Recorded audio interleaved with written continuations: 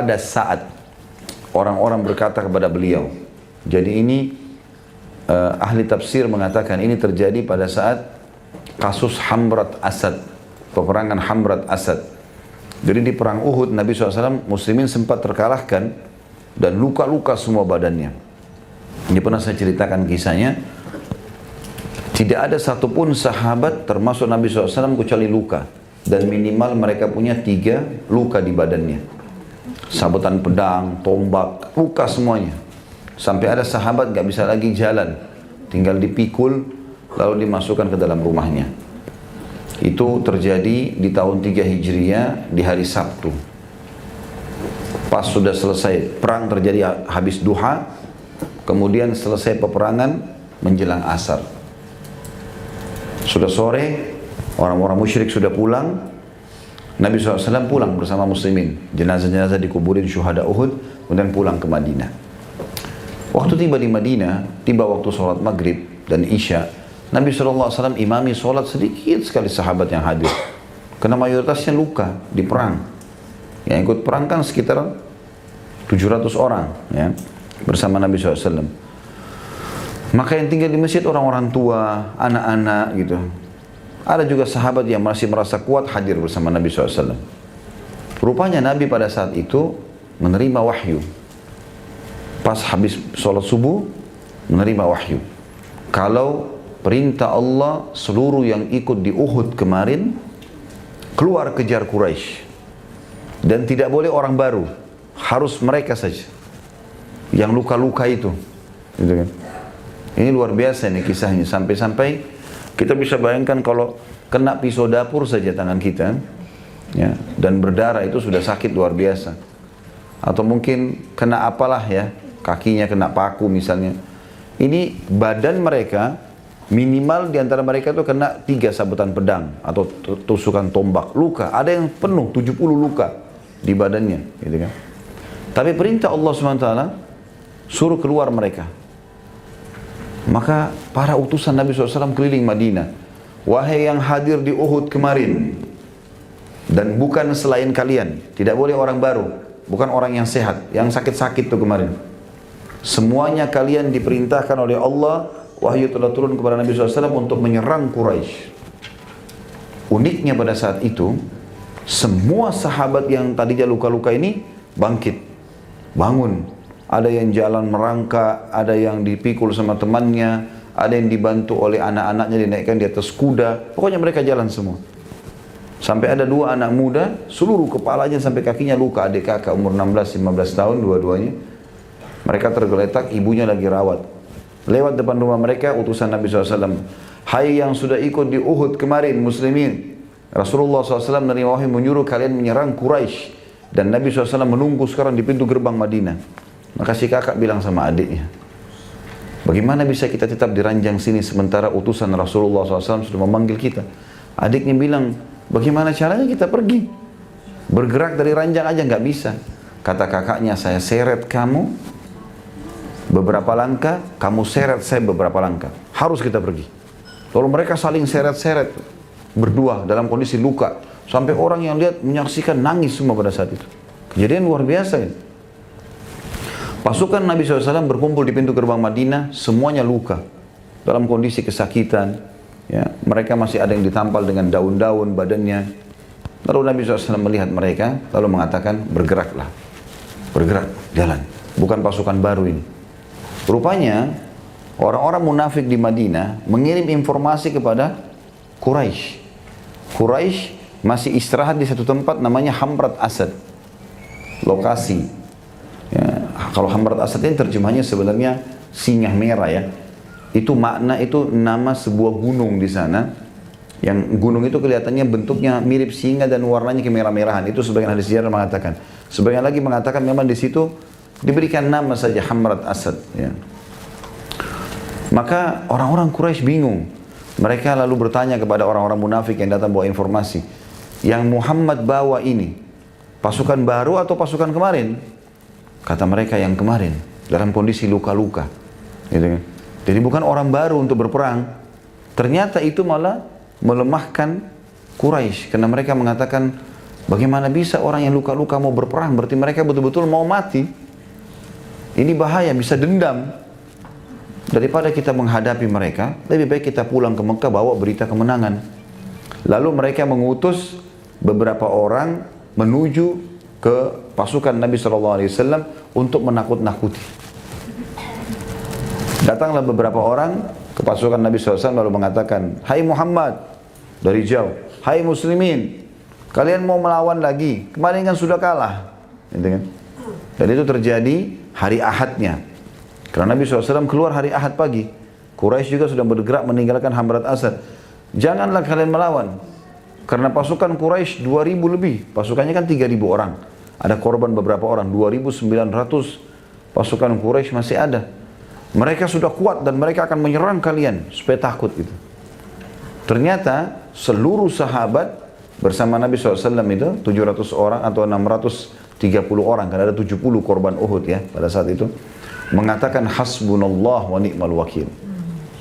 Allah sebaik-baik penolong dan pelindung. Itu makna daripada potongan perkataan Ibnu Abbas radhiyallahu anhu dan Nabi SAW ketika mereka mengatakan kepada Nabi SAW, ya, sesungguhnya orang-orang telah bersatu untuk melawan kalian. Artinya Quraisy akan kembali melawan. Maka takutlah kepada mereka, pulanglah ke Madinah sebelum kalian dibunuh semua. Maka ucapan itu justru menambah iman mereka, maksudnya para sahabat dan Nabi SAW, dan mereka mengatakan, cukuplah Allah menjadi pelindung kami dan Allah adalah sebaik-baik pelindung. Justru Allah membuat mereka ketakutan. Akhirnya orang-orang Quraisy pulang semua dan Nabi SAW tiba di Hamrat Asad pada saat itu dan berkemah di situ selama 3 hari untuk membuktikan pada Quraisy memang betul-betul mau berperang. Tentu banyak hikmahnya di sini. Hikmah yang pertama, perang Uhud adalah perang kedua muslimin. Artinya masih baru berperang. Sebelumnya Badar menang, sekarang Uhud kalah, gitu kan? Maka itu membuat syok secara kejiwaan. Supaya sahabat tidak syok berperang, tetap mau berperang, maka hikmah ilahi disuruhlah mereka keluar. Dan ternyata betul, dengan mereka keluar, Quraisy takut. Jadi tidak berpengaruh masalah luka-luka mereka itu, gitu kan? Akhirnya mereka pulang ke Madinah dalam kondisi puas. Walaupun mereka dikalah di Uhud, ternyata di Hamrat Asad mereka tunggu sampai 3 hari, Quraisy nggak berani datang. Maka menghidupkan kembali ma'nawiyah dalam bahasa Arab, artinya semangat itu kembali lagi hidup ya, untuk berperang. Dan betul terjadi. Setelah itu para sahabat semangat lagi mengejar mati syahid. Yang kedua, hikmahnya adalah untuk membuktikan kepada para sahabat, kalaupun kalian sampai berperang, dalam kondisi kalian luka-luka, tetap Allah akan berikan kemenangan pada saat itu. Kalau seandainya Quraisy kembali menghadapi muslimin di Hamrat Asad, maka Allah akan memastikan kemenangan. Walaupun mereka luka-luka. Dan akan terjadi korban yang besar pada Quraisy. Tapi karena mereka tidak kembali, maka Allah SWT memberikan ketenangan jiwa kepada muslimin dan menganggap sudah menang. Ya. Ketiga, memberikan hikmah kepada tentang kisah itu tentunya kepada para sahabat, kalau memang target seorang muslim adalah akhirat. Sekalian kalian sudah niat mati syahid, kejar surga, udah jangan setengah-setengah. Badan sudah luka sekalian. Gitu. Jadi mereka pun semangat pada saat itu untuk mengejar mati syahidnya. Jadi kalimat ini Bapak Ibu sekalian gunakan dalam setiap keadaan. Hasbunallah wa ni'mal wakil. Hasbunallah wa ni'mal wakil. Selalu kita ucapkan. Apa saja kita merasa tidak nyaman, hasbunallah wa ni'mal wakil. Keinginan belum terpenuhi, ya, niat-niat belum tersampaikan, kaki belum sampai ke tujuan, ya, tangan belum sampai menjama, hal itu adalah hal-hal yang merupakan hak kita dan keinginan yang baik, maka hasbunallah wa ni'mal wakil. Ya.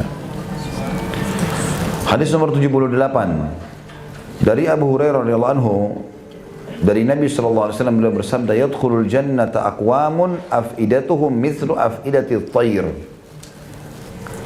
Akan masuk surga orang-orang yang hati mereka seperti hati burung. Hadis riwayat Imam Muslim. Kata Imam Nawawi rahimahullah, ada yang berkata artinya adalah mereka bertawakal, dan ada pula yang berkata hati mereka lembut. Hati burung lemah, lembut, ya.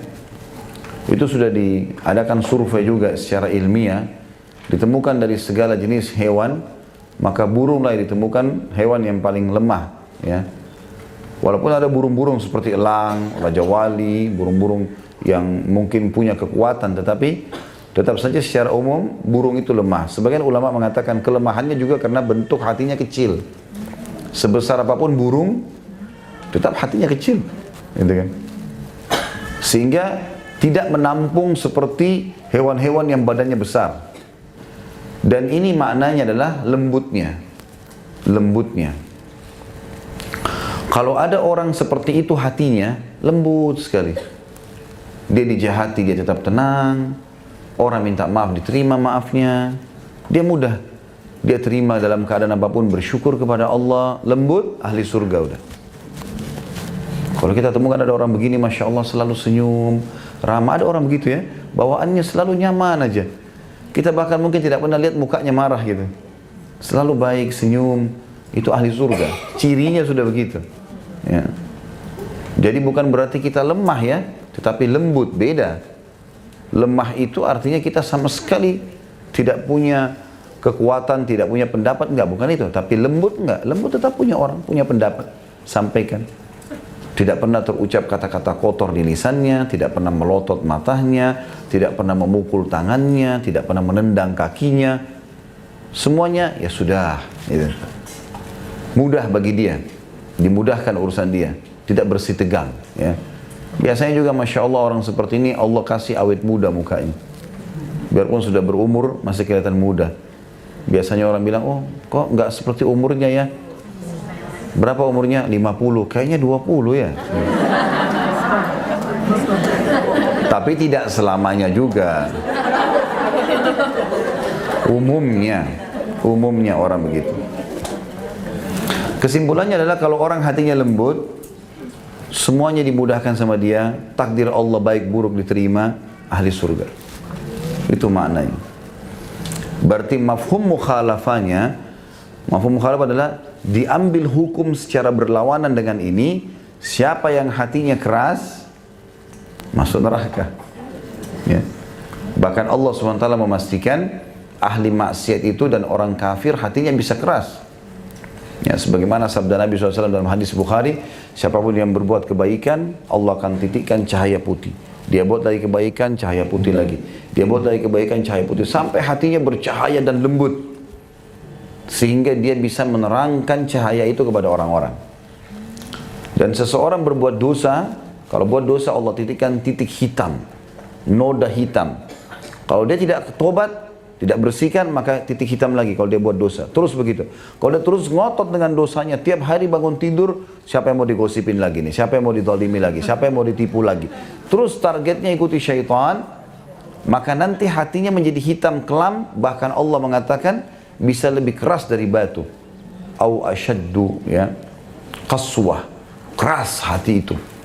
Kalau sudah keras hati ini Bapak Ibu sekalian bahaya. Karena mau orang meninggal depan mata kita, mau terjadi bencana alam, tidak tersentuh. Sudah nggak ingat akhirat. Ada orang lunak hatinya, subhanallah. Lihat ada orang mati, dia langsung tersentuh. Ya Allah, kalau saya mati seperti dia gimana nih? Jadi kan bahan muhasabah. Dan itu tidak bisa kecuali memang kita sudah rutin berbuat amal saleh. Baru hati kita lunak. Hasan Basri rahimahullah pernah jalan antar jenazah sambil berzikir. Subhanallah, alhamdulillah, berzikir. Dan dia meneteskan air mata. Lalu ada anak muda sebelahnya nanya, hai imam, dia tahu ini orang besar, ulama. Imam itu kayak kita kiai, ustaz. Hai imam, kenapa anda berzikir? Hai anak muda, berzikirlah. Karena yang sedang kita antar sudah nggak bisa berzikir. Cepat sekali ambil pelajaran dari kejadian gitu loh. Orang lunak hatinya, ya. Lihat ada orang tabrakan, tersentuh. Dengar tentang neraka, tersentuh, ya. Tentang surah itu lunak, hatinya lunak. Itu seperti tadi dimasukkan dalam hadis yang sebelumnya, atau hadis ini tentang masalah hatinya lunak seperti burung itu, ya. Baik, kemudian nomor 79, hadis kelima dalam bab yakin dan tawakal kita ini dari Jabir bin Abdullah radhiyallahu anhu, annahu gaza ma'a Rasulillah sallallahu alaihi wasallam qibala Najd. Falamma qafala Rasulullah sallallahu alaihi wasallam qafala ma'ahum. فأدركتهم الكائلة في وادي كثير الإضاء atau kathiril idahi ya. فنزل رسول الله صلى الله عليه وسلم وتفرق الناس يستظلون بالشجر ونزل رسول الله صلى الله عليه وسلم تحت سمرة فعلق بها سيفه ونمنا نومه فإذا رسول الله صلى الله عليه وسلم يدعونا وإذا عنده أعرابي فقال إن هذا اخترط علي سيفي وأنا نائم فاستيقظت وهو في يده صلتا قال ما يمنعك مني قلت الله ثلاثا ولم يعاقبه وجلس. Jabir bin Abdullah radhiyallahu anhu menceritakan bahwasanya dia pernah ikut satu hari berperang bersama Rasulullah sallallahu alaihi wasallam ke arah Najd. Nanti kita jelaskan, ini terjemahan dulu ya. Ketika Rasulullah SAW pulang, dia ikut pulang bersama mereka. Dan mereka tiba di sebuah lembah yang penuh dengan pohon berduri. Di waktu tengah hari, siang. Rasulullah SAW turun, singgah di situ. Sedangkan orang-orang pun berpencar bernaung di bawah-bawah pohon. Rasulullah SAW singgah di bawah pohon samura atau pohon berduri yang besar. Dan beliau menggantungkan pedangnya di sana. Kemudian kami pun tertidur.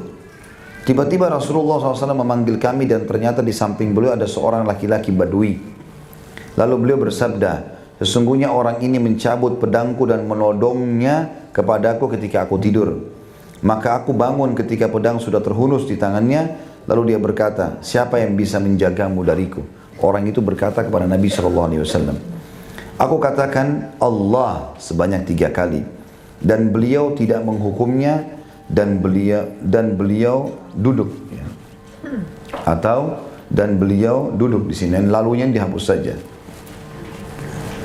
Ini sebenarnya kejadian peperangan Nabi SAW disebutkan dalam hadis ini atau riwayat ini, berperang menuju ke arah Najd. Najd itu wilayah utara Jazirah Arab ya, lebih kepada Irak ya, ke arah Irak. Ini salah satu peperangan Nabi SAW waktu ingin menghukum suku-suku Arab yang ikut dalam perang Ahzab. Jadi waktu itu Nabi SAW mengepung mereka, kemudian sampai menyerang mereka dan mereka melarikan diri. Nabi SAW tinggal dan membersihkan wilayah tersebut dari orang-orang yang memang kufur. Kemudian beliau pulang, sampailah di wilayah yang dikatakan oleh Jabir bin Abdullah ini. Kisahnya adalah pada saat Nabi SAW mengizinkan sahabat untuk istirahat dan mereka bernaung di bawah-bawah pohon di siang hari. Mereka tidak memasang kemah lagi karena hanya istirahat sebentar mau pulang ke Madinah. Rupanya suku yang diserang oleh Nabi SAW tadi itu, mereka melihat dari kejauhan dari atas gunung dan mereka lihat muslimin lagi istirahat. Maka mereka saling berkata satu sama yang lain, kelihatannya Muhammad sedang sendirian. Karena Nabi SAW sendirian di bawah pohon, lagi istirahat, lagi tidur. Sahabat juga semua lagi tertidur. Siapa di antara kalian yang akan membunuhnya? Maka ada satu dari suku tersebut, orang Badui, keluar mengatakan saya. Lalu dia pun terus saja mendekati pasukan muslimin sampai berhasil berada di pohon yang ada Nabi SAW. Bukan cuma itu, dia berhasil mengambil pedang Nabi SAW, kemudian dia letakkan di leher Nabi. Sudah tinggal di garis Nabi SAW bisa meninggal. Begitu dia letakkan di leher Nabi SAW, Nabi buka matanya, bangun tidur, kaget, ini musuh. Sahabat gak ada yang menjaga Nabi SAW. Maka orang itu mengatakan, hai Muhammad, siapa yang bisa menolongmu sekarang dari aku? Maka Nabi SAW mengatakan, aku mengucapkan dengan tenang Allah. Yang kedua kali Allah, sampai 3 kali Allah.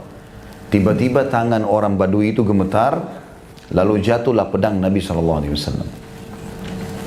Begitu jatuh, Nabi SAW memegang pedang tersebut, lalu mendorong si Badui jatuh ke tanah, lalu Nabi SAW letakkan pedang itu di lehernya sambil mengatakan, siapa yang menolongmu sekarang dari aku? Maka orang Badui tersebut terdiam, karena mereka masih kafir, belum beriman kepada Allah SWT. Maka pada saat terjadi itu, sahabat-sahabat masih pada tidur nih. Maka Nabi SAW panggil mereka. Maka sahabat pun pada berkumpul semua di situ. Mereka bingung kenapa Nabi SAW meletakkan pedang di leher orang nih. Tidak tahu cerita tadi gitu. Maka Nabi SAW ceritakan, tadi waktu lagi tidur, orang ini datang mengambil pedangku dan meletakkan pedang seperti posisi aku letakkan pedang sekarang di lehernya. Lalu dia bertanya kepadaku, siapakah yang bisa menolongmu hai Muhammad dari aku? Maka aku menjawab, Allah 3 kali. Lalu kemudian gemetar tangannya, aku membalikkan keadaan dia. Mendorongnya ke tanah, lalu meletakkan pedang di lehernya, lalu aku mengatakan, siapa yang akan menolongmu? Ternyata dia tidak punya jawaban untuk memberikan pelajaran kepada para sahabat. Dan waktu itu kalau Nabi SAW ingin membunuhnya, tinggal ditusuk pedang, selesai, mati. Tapi riwayat ini menjelaskan Nabi SAW memaafkan orang tersebut, melepaskan pedangnya, lalu Nabi SAW duduk. Gara-gara kejadian tersebut, orang tadi masuk Islam. Ya, kejadian itu. Tapi saksi bahasan kita di sini sebenarnya ingin dititik beratkan adalah tentang masalah perkataan Nabi SAW, Allah. Jadi kalau kita dalam keadaan genting pun menyebut nama Tuhan ini penting sekali. Tadi hasbunallah wa ni'mal wakil, Allah. Ya. Selalu kalau ditanya siapa yang akan menolongmu, siapa yang akan menyembuhkanmu, siapa yang akan membayar utangmu, Allah. Selalu jawaban kita Allah. Gitu. Tidak ada jawaban yang lain. Maka kalimat ini kata ulama sudah cukup membuat Allah Subhanahu wa taala seperti lagi dipanggil, ya Allah tolong saya. Siapa yang akan bayar utangmu? Allah. Siapa yang akan menyembuhkan kamu? Allah. Siapa yang akan memudahkan? Siapa yang akan nikahkan kamu nanti? Allah. Siapa yang akan mengajarimu? Allah. Semuanya Allah bagi dia jawabannya. Itu makna hadis ini. Juga dalam riwayat yang lain masih nomor yang atau hadis yang sama nomor 79 ya. Dalam riwayat Jabir yang lain beliau berkata, "Kunna ma'a Rasulillah sallallahu alaihi wasallam bi dzatir riqa'. Fa idza ataina 'ala syajaratin dhalilatin taraknaha li Rasulillah sallallahu alaihi wasallam. Faja'a rajulun minal musyrikin wa sayfu Rasulillah sallallahu alaihi wasallam mu'allaqun bisyajara. Fakhtaratahu faqala takhafuni?" Faqala la. Qala faman yamna'uka minni? Qala Allah. Kami bersama Rasulullah SAW dalam perang Dzatur Riqa'. Dan ini yang disebutkan nama peperangannya. Ada footnote di situ nomor 107. Perang Dzatur Riqa' disebutkan demikian karena mereka menambal panji-panji mereka di sana. Nah, pendapat lain karena kaki mereka terluka, lalu mereka membalutnya dengan potongan kain. Dan ada yang berpendapat yang lain. Nama peperangannya. Ketika kami mendapati pohon yang rindang, kami membiarkannya untuk Rasulullah SAW. Maka datanglah seorang laki-laki musyrik, sedangkan pedang Rasulullah SAW tergantung di pohon. Dia kemudian menghunus pedang itu lalu berkata, "Kamu takut kepadaku?" Lalu Nabi SAW menjawab, "Tidak." Lalu dia berkata, "Siapa yang akan menjagamu dariku?" Maka Nabi SAW menjawab, "Allah." Ini sama dengan riwayat tadi ya penjelasannya. Cuma tinggal di sini ada tambahan bagaimana Nabi SAW, ada tambahan nama peperangan Dzatur Riqa' dan juga bagaimana akhlak para sahabat kepada Nabi SAW. Jadi mereka selalu mendahulukan Nabi SAW dalam segala keadaan. Termasuk di sini perkataan Jabir bin Abdullah radhiyallahu anhuma, beliau mengatakan, kami menemukan kalau tiba di satu lokasi pohon yang paling rindang, yang paling nyaman, yang paling bagus ya, maka itu dibiarkan untuk Nabi SAW. Dan ini perilaku sahabat ya, selalu begitu. Mereka selalu melakukan, kalau Nabi SAW jalan lagi panas, mereka tutupin Nabi SAW. Berusaha ambil pelapa-pelapa kurma ditutupin. Kalau Nabi SAW jalan, mereka selalu membiarkan Nabi SAW di depan dan mereka di belakang. Bahkan para sahabat tidak ada yang berani menatap wajah Nabi SAW karena wibawahnya Nabi SAW dan menghormati beliau alaihissalatu wassalam. Itu kita ambil pelajaran dari potongan, dan kami membiarkan, kami mendapati pohon yang rindang dan kami membiarkan untuk Nabi SAW. Di sini juga ada potongan hadis, penutupannya agak berbeda dengan lafaz yang pertama adalah, kalau yang pertama orang Badui tersebut menghunuskan pedang lalu mengatakan, siapa yang bisa menolongmu dari aku hai Muhammad. Kalau di sini dia mengatakan, orang Badui itu masih sempat bilang, apakah kau takut dengan aku? Nabi SAW mengatakan tidak.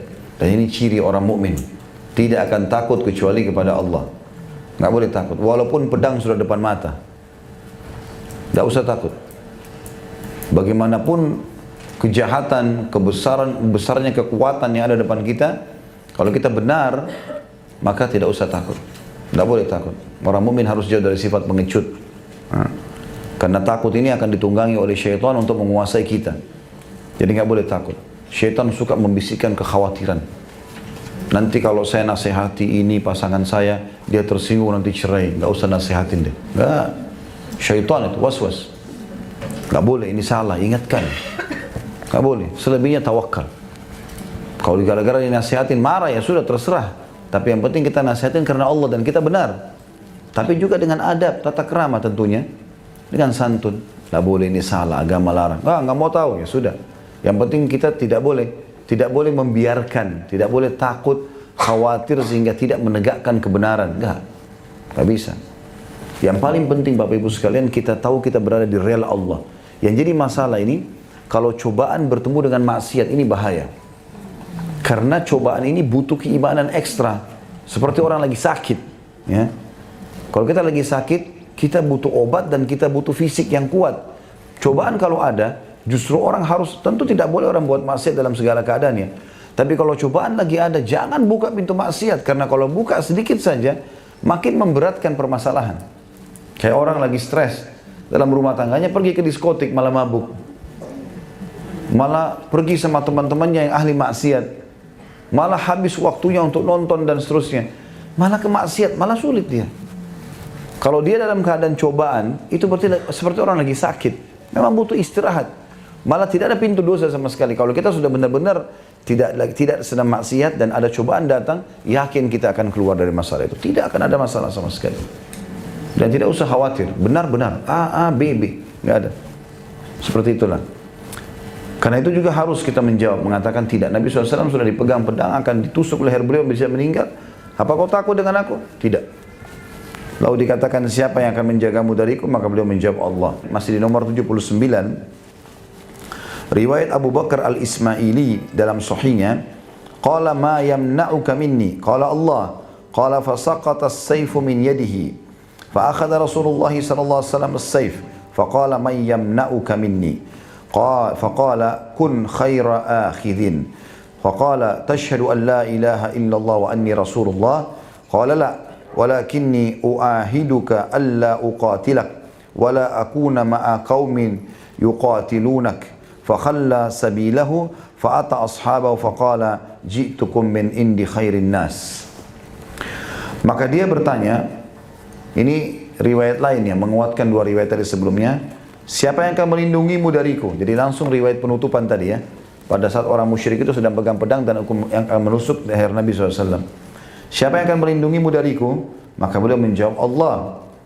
Maka dia pun berkata, maka tiba-tiba pedang itu terlepas dari tangannya. Lalu Rasulullah SAW mengambil pedang tersebut dan balik bertanya. Setelah meletakkan pedang itu di leher musuh tadi, siapa yang akan menghalangimu dariku? Maka dia berkata, jadilah engkau sebaik-baik orang yang memegang pedang. Maksudnya orang yang bisa memaafkan walaupun pedang sudah di tanganmu.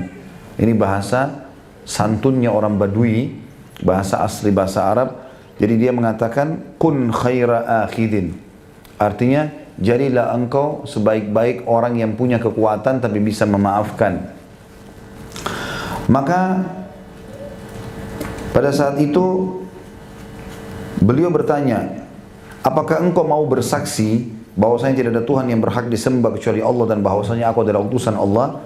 Orang itu menjawab, tidak. Akan tetapi aku berjanji kepadamu bahwa aku tidak akan memerangimu dan tidak akan bersama orang-orang yang memerangimu.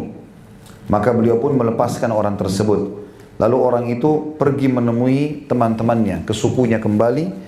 Lalu dia berkata, aku datang pada kalian dari hadapan orang yang paling baik. Tentu di situ ada beberapa kosakata yang sedang dijelaskan, tapi saya tidak perlu baca karena itu maknanya sudah kita terjemahkan dalam bahasa Indonesia. Hadis ini menjelaskan bahwasanya orang tadi tidak masuk Islam, tetapi dia berjanji kepada Nabi SAW tidak akan memeranginya. Dan tadi saya sudah sebutkan ada beberapa buku-buku sejarah yang menyebutkan orang ini sempat masuk Islam. Ya. Itu khilaf di antara ahli sejarah. Baik, kita masuk ke nomor 80. Dari Umar radhiyallahu anhu beliau berkata, aku mendengar Rasulullah SAW bersabda, "Lau annakum tatawakkaluna 'ala Allahi haqqa tawakkulihi la razaqakum kama yarzuqut tayr tagdu khimasan wa taruhu bitana." Hadis ini hasan diriwayatkan oleh Imam Tirmidzi. Seandainya kalian bertawakal kepada Allah dengan sebenar-benar tawakal, tentu dia Allah akan memberikan rezeki kepada kalian sebagaimana dia memberi rezeki burung yang pergi di pagi hari dalam keadaan perut lapar dan pulang di sore hari dalam keadaan kenyang.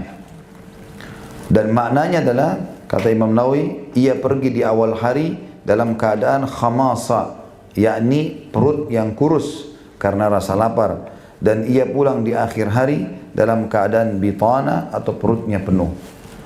Hadis ini sudah kita singgung tadi, tapi yang jelas ini menjelaskan kalau orang betul-betul berpasrah kepada Allah, bertawakal, Allah pasti akan berikan kepadanya rezeki. Ya. Hadis 81, karena ini sudah saya jelaskan maka saya tidak paparkan lagi. Dan hadis ke-7 dalam bab kita ini dari Abu Imara Al-Bara' ibn Azib radhiyallahu anhu, beliau berkata, wahai fulan, Nabi SAW berkata kepada seseorang, apabila kamu hendak beranjak ke tempat tidurmu, maka ucapkanlah, baca doa ini. Allahumma aslamtu nafsi ilaik, ya Allah kepadamu aku serahkan diriku. Kemudian dikatakan, wa wajjahtu wajhi ilaik, dan kepadamu pula aku arahkan atau hadapkan wajahku. Lalu dikatakan, wa fawwadtu amri ilaik, dan aku kembalikan perkara-perkara urusanku kepadamu.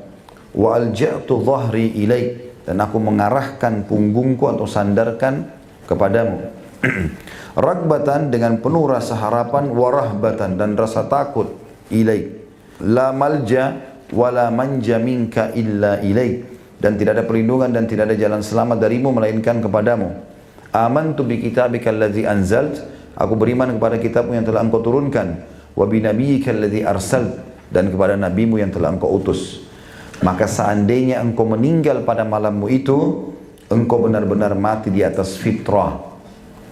Dan jika engkau berada di esok hari, maka engkau akan mendapatkan kebaikan-kebaikan. Nanti kita jelaskan seperti biasa. Hadis selanjutnya masih di nomor 81 tapi riwayat lain. Dalam salah satu riwayat Bukhari Muslim dari Al-Bara' ibn Azib radhiyallahu anhu, beliau berkata, Rasulullah SAW bersabda, idza ataita majja'aka fatawadda wudu'aka lis-salah thumma ittaji' ala shikkika al-ayman wa qul wa dzakara nahwahu thumma qala waj'alhunna akhira ma taqul. Apabila kamu mendatangi tempat tidurmu, maka berwuduklah seperti wudukmu untuk salat, kemudian berbaringlah pada sisi kananmu dan ucapkanlah. Di situ lalu dia menyebutkan seperti hadis tadi, Allahumma aslamtu nafsi ilaik, dan seterusnya.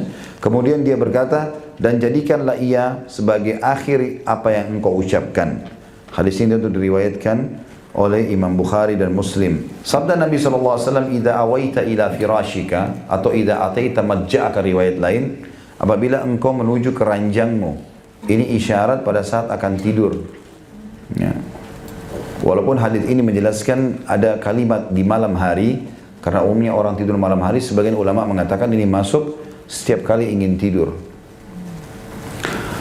Maka bacalah, ucapkanlah, ini potongan pertama tadi yang kita ambil, kalau kau menuju tempat tidurmu. Bisa bermakna malam hari saja atau bermakna secara global semuanya kesempatan tidur, siang atau malam. Ucapkanlah Allahumma aslamtu nafsi ilaik. Ini sudah kita jelaskan tadi ya. Ya Allah, aku menyerahkan diriku kepadamu. Artinya dalam segala keadaan ya Allah, nikmat sedang melimpahkah, cobaan sedang banyakkah, tetap aku berpasrah kepadamu. Wa wajjahtu wajhi ilaik, dan aku mengarahkan wajahku kepadamu. Ya, termasuk sunnah Nabi SAW adalah kita menghadap ke arah kanan. Ya. Sebagian ulama mengatakan dianjurkan kalau bisa seseorang meletakkan ranjang tidurnya, ya, itu pada saat dia lagi tidur dan dia balik kanan, arah mukanya ke kiblat. Jadi misalnya kiblat di sini ke sana kan ya, ke arah saya sekarang menghadap ini, maka berarti kepala di kanan atau di kiri kita ini. Jadi kalau kita tidur ke arah kanan, kita seperti ini. Ya. Itu termasuk ijtihad ulama yang mengatakan wa wajjahtu wajhi ilaik, dan aku arahkan wajahku kepadamu, maksudnya ke arah kiblat ini yang sudah Allah suruh kita salat menghadap sana. Kemudian wa fawwadtu amri ilaik, dan aku serahkan seluruh urusanku kepadamu. Urusan apa saja yang sudah selesai ya Allah, yang belum selesai ya Allah, aku serahkan kepadamu. Maknanya adalah kalau yang sudah selesai mudah-mudahan sudah tidak lagi hisab untukku hari kiamat. Yang belum selesai ya Allah, kalaupun aku meninggal, selesaikanlah. Ya. Dan ada hadis lain yang berbunyi, Allah itu kalau dititipkan sesuatu maka dia akan menjaganya. Ya. Maka kita menitipkan sesuatu kepada Allah, perkara kita. Wa fawwadtu amri ilaik, aku kembalikan seluruh perkaraku kepadamu. Wa alja'tu dhahri ilaik, dan aku meletakkan juga punggungku, ya, menghadapmu. Jadi sama tadi, posisi kalau kita tidur menghadap sisi kanan dan meletakkan tangan kanan kita di bawah pipi seperti sunnah Nabi SAW, berarti wajah menghadap kiblat, punggung pun ikut menghadap kiblat.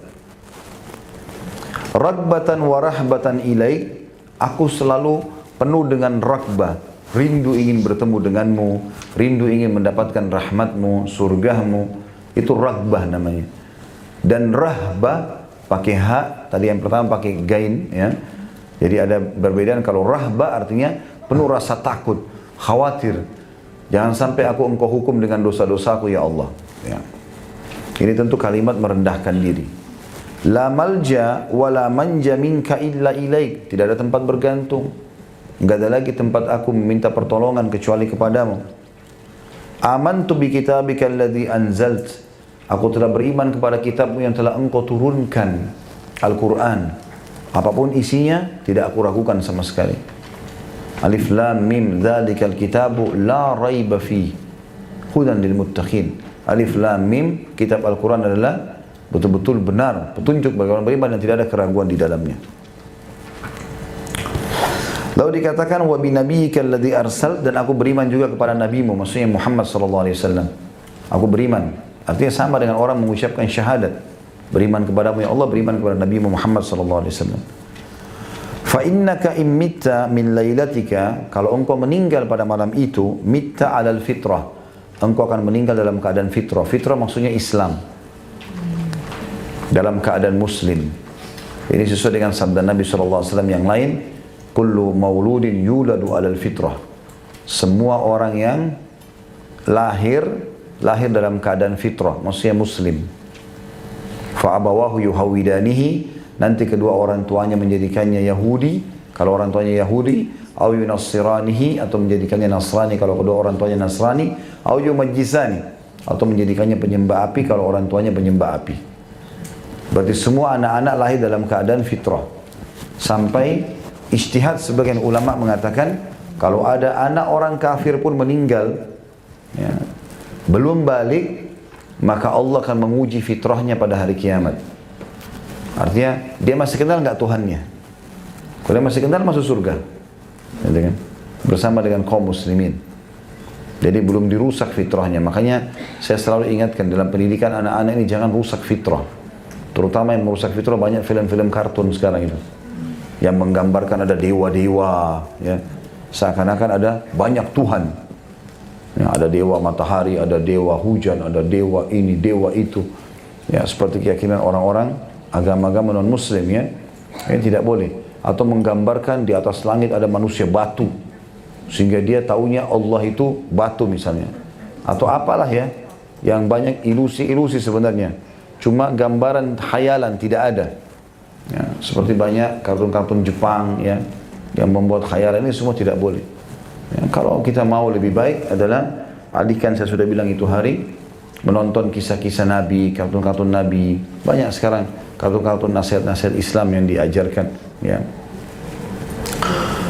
Kemudian wa idza asbahta asabta khaira, dan kalau kau baca doa ini pada saat tidur, kau bangun besok pagi masih hidup, belum mati, maka engkau akan mendapatkan kebaikan-kebaikan.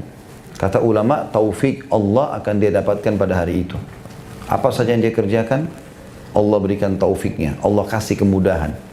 Dia jalan, dia makan, dia bergaul, dia apa saja kerja, semuanya sukses.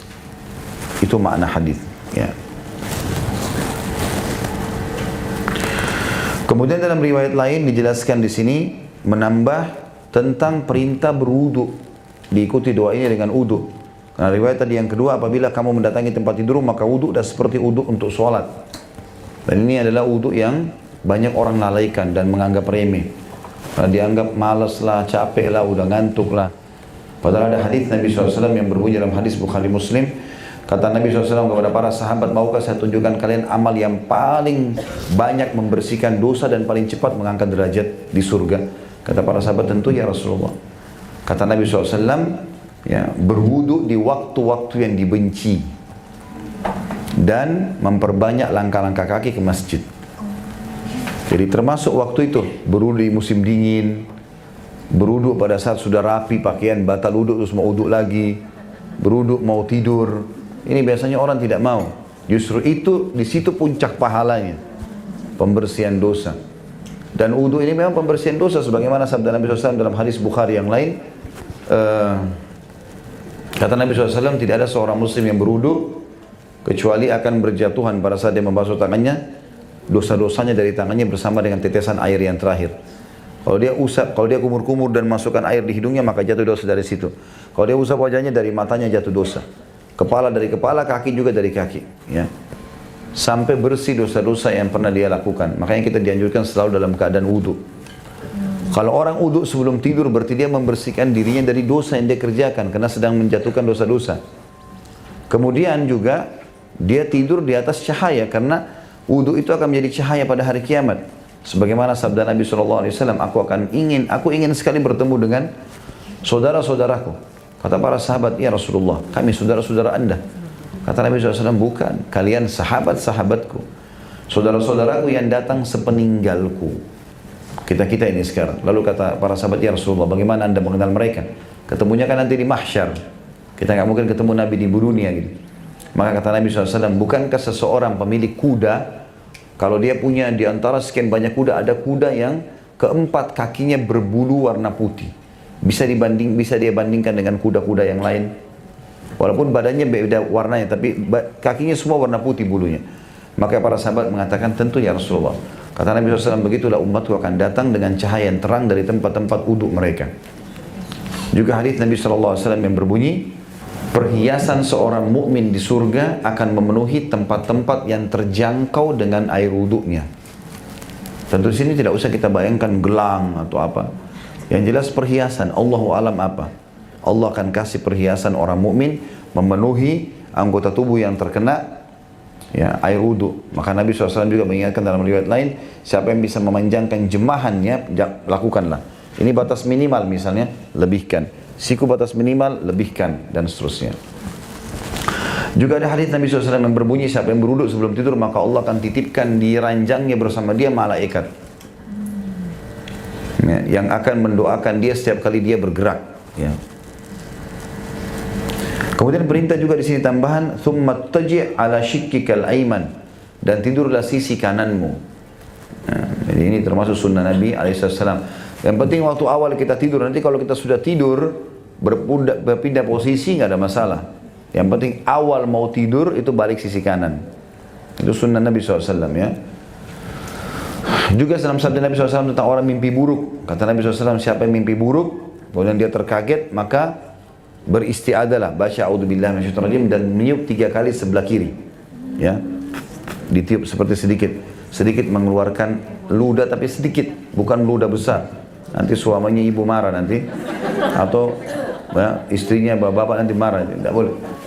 Sedikit saja ditiup ke arah kiri, istiadah. Lalu kata Nabi SAW, lalu tidurlah di posisi kananmu, karena biasanya orang mimpi buruk itu kalau bukan tidur tengkurap, tidur balik kiri. Kalau balik kanan, karena ikut sunnah Nabi SAW, Allah amankan dia dari mimpi buruk itu.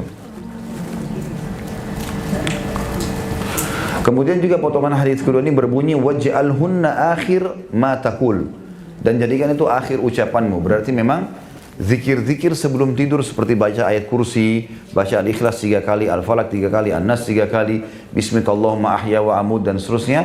Ini dibaca justru awal-awal. Dan akhir doa kita adalah ini. Karena sunnah Nabi SAW dibaca ini yang terakhir. Baru kemudian kita tutupkan mata kita untuk tidur. Ya. Hadis 82, dan kita coba selesaikan ya, karena sampai hadis 85 bab kita ini. Hadis yang ke-8 tentunya dalam bab kita, dari Abu Bakar As-Siddiq radhiyallahu anhu, Abdullah bin Uthman bin Amir bin Umar bin Ka'ab bin Sa'ad bin Taim bin Murrah bin Ka'ab bin Lu'ay al-Ghalib al-Qurashi at-Taimi. Beliau, bapak dan ibunya semuanya adalah sahabat radhiyallahu anhum. Beliau berkata, Nazartu ila aqdamil musyrikin wa nahnu fil ghar wa huwa ala ru'usin wa hum ala ru'usina faqultu ya Rasulullah law anna ahadahum nazara tahta qadamayhi la absarana faqala ma dhannuka ya Aba Bakr bithnain Allahu thalithuhuma. Aku melihat telapak kaki orang-orang musyrik ketika kami bersembunyi dalam gua. Mereka berdiri di atas kepala kami. Aku katakan, wahai Rasulullah, seandainya salah seorang mereka melihat ke bawah telapak kedua kakinya, pasti dia melihat kita. Maka beliau bersabda, bagaimana persangkaanmu, wahai Abu Bakar, terhadap dua orang yang Allah sebagai pihak ketiganya. Hadis ini diriwayatkan oleh Imam Bukhari Muslim. Yang disebutkan di awal sanad hadis ini, ya, Abdullah bin Uthman dan seterusnya, ini adalah dianggap sanadnya Abu Bakar radhiyallahu anhu. Ya. Walaupun sebenarnya Abdullah diberikan julukan namanya Abu Bakar adalah Abdullah. Kemudian nama ayahnya Abi Kuhafa. Sebab riwayatnya menjelaskan Uthman. Makanya di sini sanadnya beliau ini ya, maksudnya silsilah sanadnya Abu Bakar. Abdullah namanya Abu Bakar Siddiq, Uthman nama ayahnya, Amir nama kakeknya, bin Umar bin Ka'ab dan seterusnya. Dan dia termasuk dari turunan At-Taimi. Ya.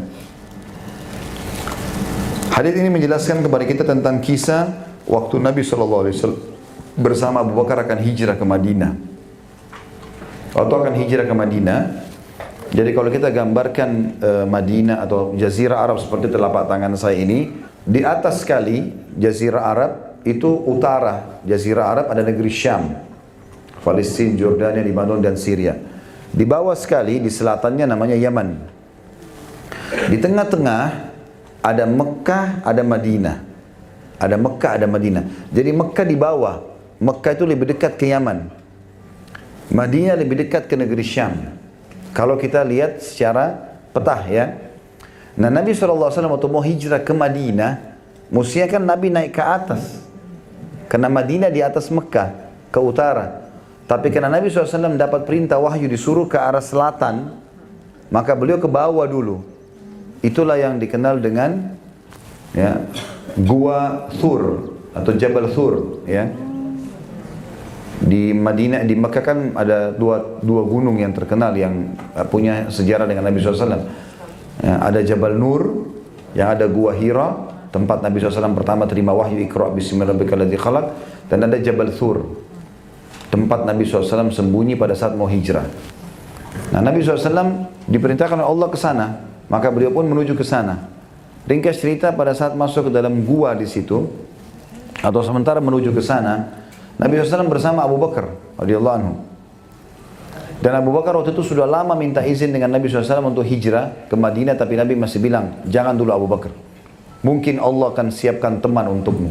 Sampai akhirnya di malam Nabi SAW akan dibunuh oleh orang-orang Quraisy, maka beliau pun malam itu keluar dari rumahnya, dan Allah buat orang-orang Quraisy, anak-anak muda yang mengantuk semua tertidur, lalu Nabi SAW meletakkan tanah atau pasir di atas kepala mereka. Kemudian Nabi SAW ke Abu Bakar lalu mengatakan, hai Abu Bakar, telah diizinkan hijrah.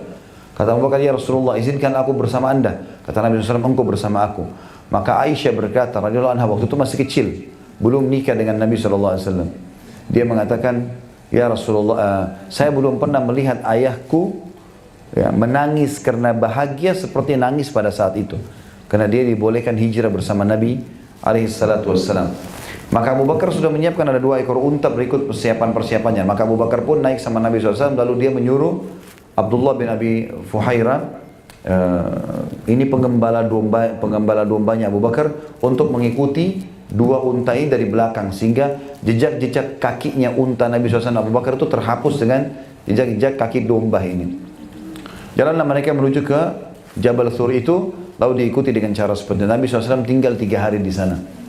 Ya, dan Asma binti Abi Bakar, anaknya Abu Bakar radhiyallahu anhum ajma'in, ini yang mengantarkan makanan setiap hari. Ya. Kemudian ada satu anak yang lain bernama Abdurrahman, ini yang tugasnya untuk memantau orang-orang Quraisy, tahu atau enggak gitu.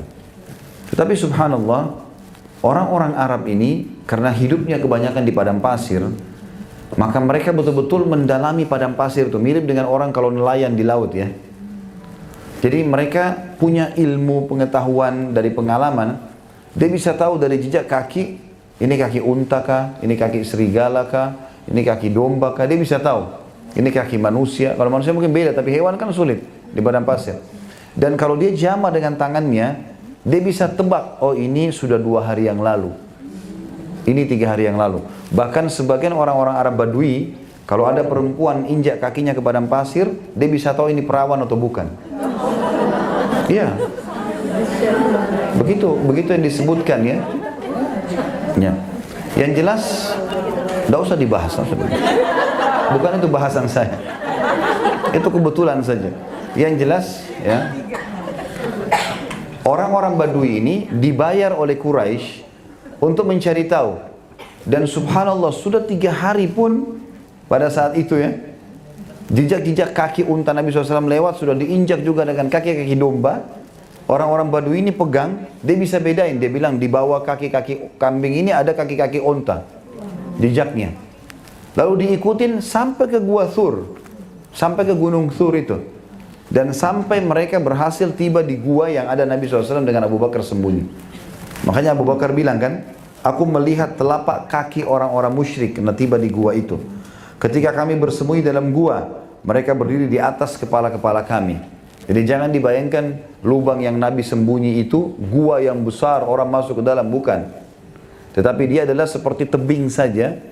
Nabi SAW masuk ke dalam bersama Abu Bakar, dan orang kalau lihat ke bawah kakinya bisa lihat ke dalam. Makanya Abu Bakar bilang di sini, ya, aku melihat telapak kaki mereka, kelihatan, karena mereka di bawah gitu kan. Orang-orang musyrik ketika kami bersembunyi dalam gua, mereka berdiri di atas kepala kami. Aku katakan, wahai Rasulullah, seandainya salah seorang di antara mereka melihat ke bawah kedua kakinya saja, niscaya mereka akan melihat kita. Maka Nabi SAW dengan penuh keyakinan, dan ini sifat orang mukmin, ini berhubungan dengan tawakal, ya. Karena lagi berada di jalan Allah, gak usah takut. Kata Nabi SAW, wahai Abu Bakar, bagaimana perasaan kamu? Bagaimana perasaanmu? Bagaimana fikiranmu kalau ada 2 orang, tapi yang ketiganya Allah? Artinya masa Allah nggak tolong? Nggak mungkin. Dan betul, mereka sama sekali nggak lihat. Bahkan orang Badui yang dibayar oleh Quraisy itu mengatakan, saya yakin sampai di sini untanya.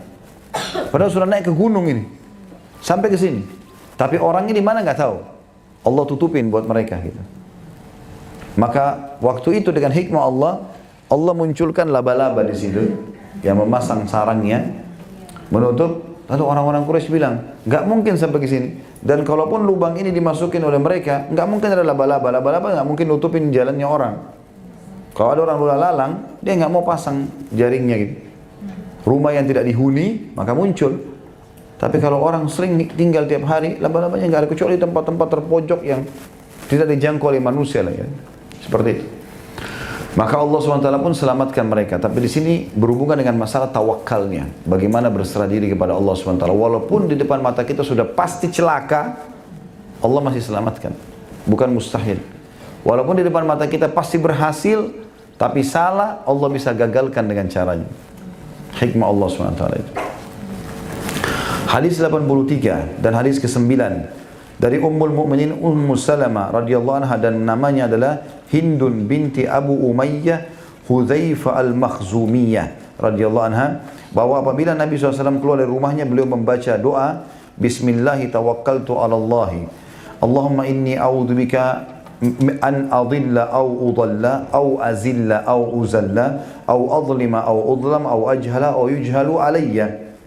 Dengan menyebut nama Allah, aku bertawakal kepada Allah. Ya Allah, sungguhnya aku berlindung kepadamu dari tersesat atau disesatkan, atau tergelincir ataupun digelincirkan, dari menganiaya ataupun dianiaya, dan berbuat bodoh atau dilakukan perbuatan bodoh terhadapku. Hadis ini sahih, diriwayatkan Abu Dawud, Tirmidzi dengan sanad sahih. At-Tirmidzi mengatakan hadis hasan sahih. Hadis ini menjelaskan kepada kita tentang poin penting doa keluar rumah. Dan hadis ini menggabungkan 2. Ada riwayat lain berpisah, tapi ini digabungkan keduanya. Potongan pertama adalah Bismillahi tawakkaltu ala Allah. Dan ini saksi bahasan kita, tawakal. Dengan nama Allah aku berserah diri kepadanya. Dan sudah pernah kita sebutkan ini ya.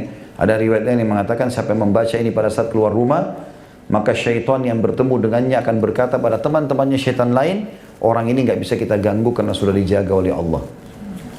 Jadi kita bilang bismillahi tawakkaltu ala Allah. Terus potongan yang selanjutnya doa adalah Allahumma inni a'udzubika an adilla au udalla. Ya Allah, jangan sampai aku ya disesatkan atau tersesat ataupun menyesatkan ya. Atau berarti tersesat atau disesatkan. Jangan sampai ada yang menyesatkan aku ya Allah kalau aku keluar. Dan ini juga kalimat mulia, jangan sampai ada yang menipu kita, menyesatkan kita. Au azilla au uzalla, atau aku tergelincir, maksudnya tergelincir dalam maksiat. Makna lain azilla adalah terhina. Jangan sampai aku terhina atau aku dihinakan. Bisa juga bermakna yang lain adalah aku menyesatkan atau aku menyesatkan orang lain. Aku digelincirkan atau aku menggelincirkan orang lain. Aku menghina atau aku menghina orang, aku dihina atau aku menghina orang lain. Itu semua kita minta agar lindungi. Dan ini harus dihafal ya, dibaca kalau keluar rumah. Au azlima au udlam, dan jangan sampai aku dizalimi atau aku menzalimi ya. Atau aniaya. Jangan sampai aku mengambil hak orang lain atau hakku diambil oleh orang lain. Au ajhala au yujhalu alayya, dan jangan sampai aku dibodohi atau terbodohi atau membodohi orang lain. Ini kalimat yang luar biasa agar kita tidak ditipu ya. Allah SWT akan jaga dengan doa-doa seperti ini. Dua hadis yang terakhir adalah hadis 84, dan ini hadis ke-10 tentunya dari Anas radhiyallahu anhu. Beliau berkata, Rasulullah SAW bersabda, man qala ya'ni idha kharaja min baitihi bismillahi tawakkaltu ala Allahi wa la hawla wa la quwata illa billah yuqalu lahu hudita wa kufita wa wukita wa tanahha anhu syaitan. Barang siapa yang berdoa pada saat keluar rumahnya, bismillahi tawakkaltu ala Allah, dengan menyebut nama Allah saya bertawakal kepada Allah, wa la hawla wa la quwata illa billah, tidak ada daya dan kekuatan kecuali dengan pertolongan Allah, maka akan dikatakan kepadanya, malaikat akan berkata kepadanya, tapi kita tidak dengar tentunya ya, hudita, sungguh kamu benar-benar telah mendapatkan petunjuk, karena selama jalan kau akan dipandu oleh Allah. Wa kufita, dan sudah dicukupkan semua kebutuhanmu. Wa ukita, dan juga kamu akan dilindungi, serta syaitan akan menjauh darinya. Hadis ini riwayat Abu Dawud, Tirmidzi, An-Nasai, dan dikatakan hadis hasan. Dan Abu Dawud menambahkan, fayaqul ya'ni syaitan li syaitanin akhar kaifa laka bi rajulin kad hudiya wa kufiya wa ukiya. Maka syaitan pun akan berkata kepada teman-temannya syaitan lain, bagaimana mungkin kamu bisa menggoda seseorang yang telah diberi petunjuk, dicukupkan dan juga dijaga.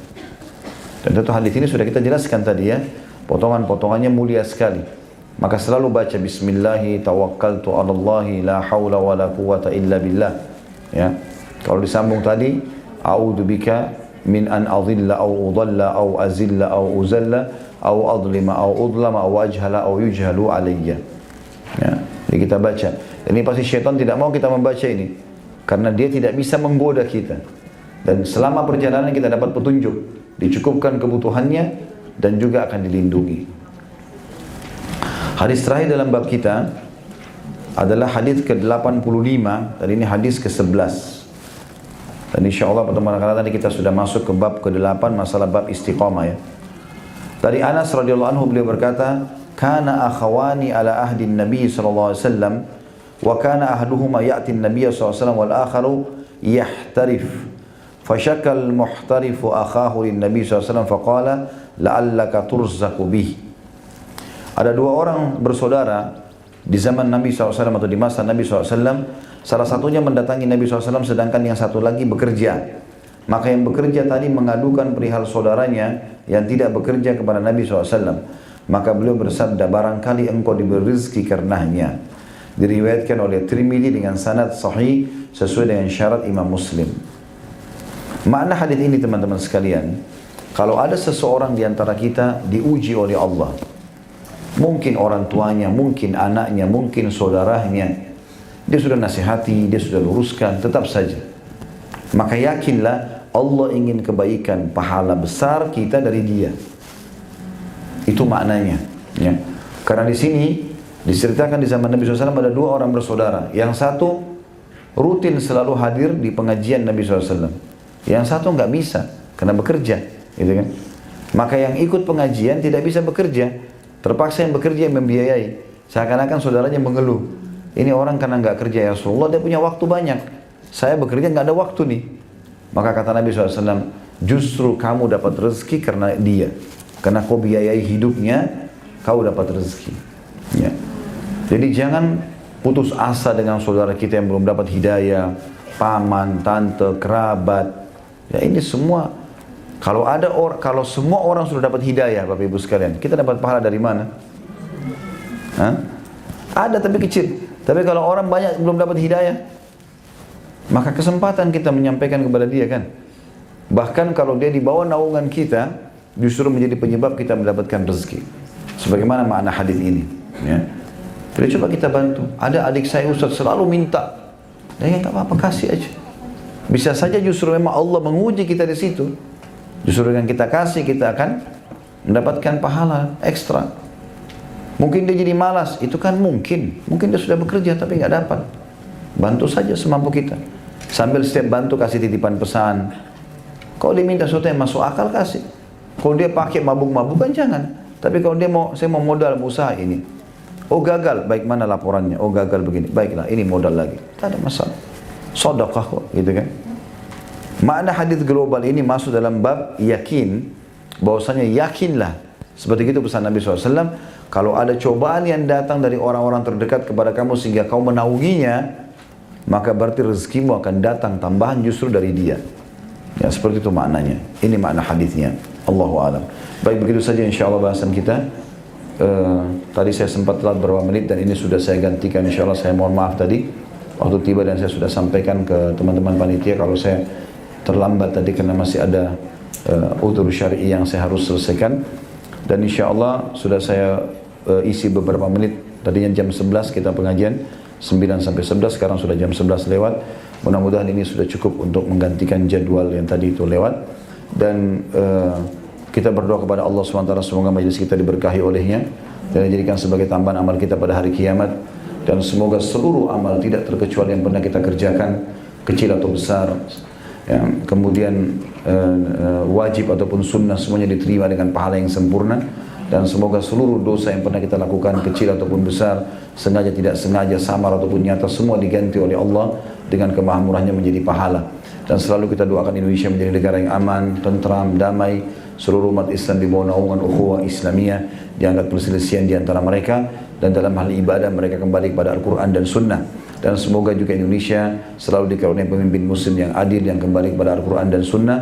Dan semoga Allah memberikan hidayah seluruh jajaran muslimin di Indonesia dan seluruh dunia ini, serta juga orang non-muslim agar masuk ke dalam agama Islam. Dan selalu kita doakan saudara kita di Palestina, di Syria, di Yaman, di Irak, di Myanmar, di Ahsa, dimanapun mereka berada sedang tertindas. Semoga Allah ikhlaskan niat mereka, terima para syuhada mereka, muliakan Islam di tangan mereka dan tangan kita semua. Dan semoga Allah ikut sertakan kita bersama mereka di pahala, baik dengan doa, dengan harta juga dengan jiwa kita. Dan semoga Allah dengan kemahamurahannya, yang saya yakin sedang melihat kita karena dia maha melihat, dan mendengar kita karena dia maha mendengar, agar menyatukan kita semua yang ada di majelis ini, yang mengikuti ceramah kita, baik itu live ataupun diulangi di surga firdausnya tanpa hisab, mana ia satukan kita untuk mempelajari agamanya ini. Subhanakallahumma bihamdika asyhadu an la ilaha illa anta astaghfiruka wa atubu ilaik. Wassalamualaikum warahmatullahi wabarakatuh.